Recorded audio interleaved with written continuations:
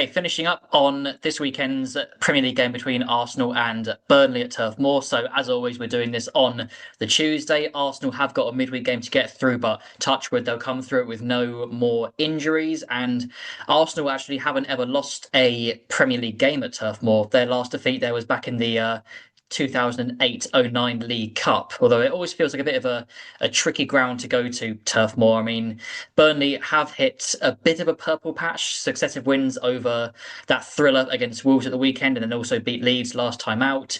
Does this have the feel of a potential banana skin for Mikel Arteta's men?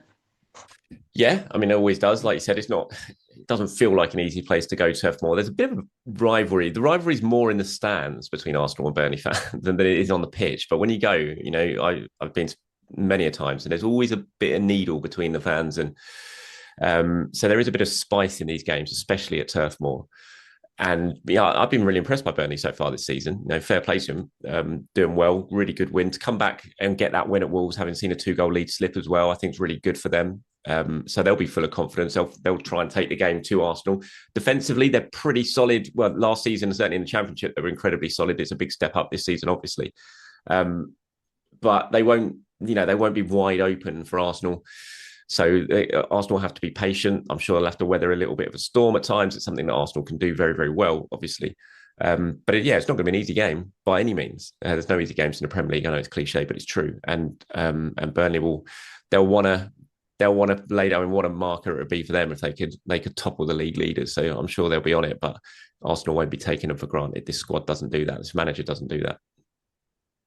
Not yet. And Burnley, they've never been a side that, especially in the Premier League, that we associate with, high octane attacking play. But to be fair to them, they have scored in all but two of their games so far this season. They've only failed to score against, I think, Spurs on the opening weekend and that narrow loss to Liverpool at home. So is that, are the Arsenal fans maybe going to have their, well, of course, they've always got to have their wits about them, but could this be a real test for them? Or is the main concern going to be trying to beat Martin Dubravka, who, to be fair, has also been in very good form this season?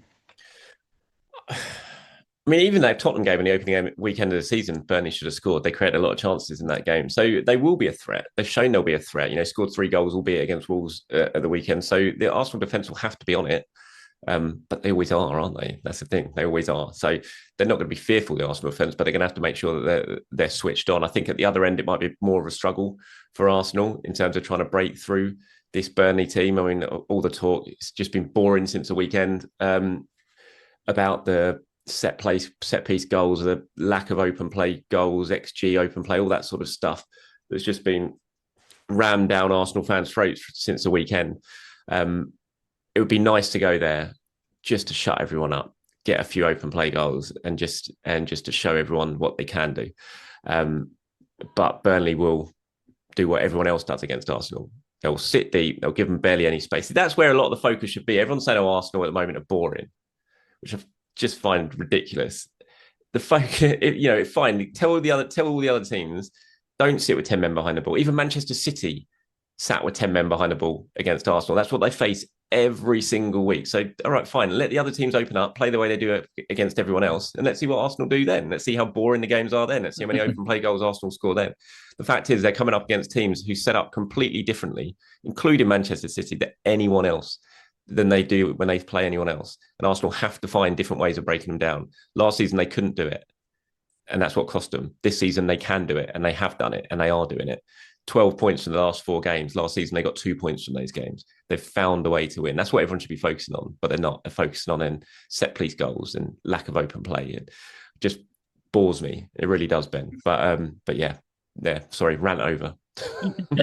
I was going to say, because of course we've seen it a lot in the Champions League where games open up. Arsenal scored 7 against PSV, 3 against Real Madrid, and teams in the Champions League maybe go out to, they don't just sit back with 10 men behind the ball, like you said. They actually try to go for the win because of course it's a knockout competition. But these teams who do sit with even Man City, like you're saying, with 10 men behind the ball, can it also be seen as a sign of respect for Arsenal just because they're that good now?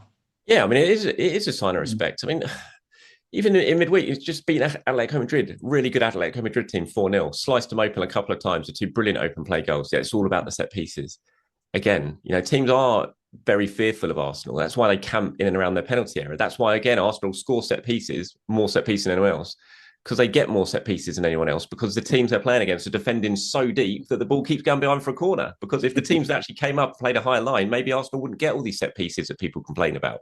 I think that should be, it feels like such a one-sided narrative for all the talk of Arsenal this season. You know, at the weekend, Liverpool lost for the fourth time in a row. Man City lost at Villa.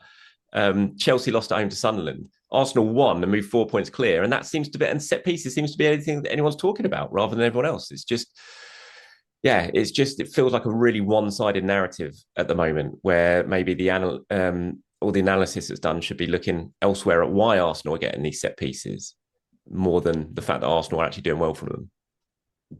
It used to be they were critiqued for their soft underbelly. Now they've got a hard shell and they still can't win. But anyway, yeah. So just finishing up on the team news for the Burnley game. So still lots of uncertainties at this point in the week. But you were talking in the previous section about there's the most concern over Gabriel Martinelli, who might have a slight muscle issue, and that could mean another start for Trossard, who has got an impeccable fitness record, it must be said. But I think he's now started. He started a lot of games recently. Trossard, I think his last five in the Premier League.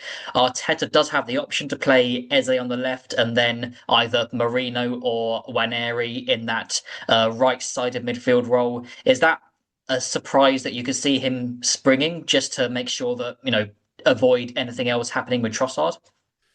No, I think Trossard will start. I think Trossard's very firmly in the Premier League team at the moment on that left hand side. I thought he was very good in the win against Crystal Palace. Certainly Arsenal's best attacker on the day, one of their best players on the day as well. So no, I think Trossard will continue on the left hand side. I think Eze will continue in the sort of, I don't want to say Odegaard role because he doesn't really play the Odegaard role, but you know what I mean. He's going to be in that sort of number 10 position that he's been playing in since Odegaard has been injured. So no, I imagine it will stick very similar to what we saw against Crystal Palace.